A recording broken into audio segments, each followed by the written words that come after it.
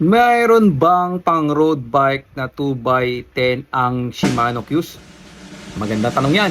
Ito, ayon sa Shimano Qs, meron kang pagpipilian na high-end group set na affordable price point. So ito yung pwedeng group set na to available para sa ECT, trekking bikes, MTB, road gravel, and cargo and e-cargo bikes. Di ba ang laki ng range niya talaga? Kagandahan dito is meron na siyang bukod sa pang flat bar, meron na siya pang STI na compatible pang road bike.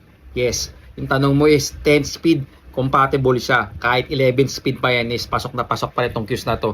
Kagandahan sa kanya yung presyo niya is mababa lang i-compare mo sa 105, yung Ultegra, di ba, yung mga matataas pang mga series na yan. Pero nawala na yung Tiagra na series. So nagdidito na sa Qs yun. Dito na pinasok talaga mismo ni Shimano yung mga pang road bike na yun, yung Claris, Tiagra. So, ngayon nagdidito na mismo sa Shimano Qs. So yun lang.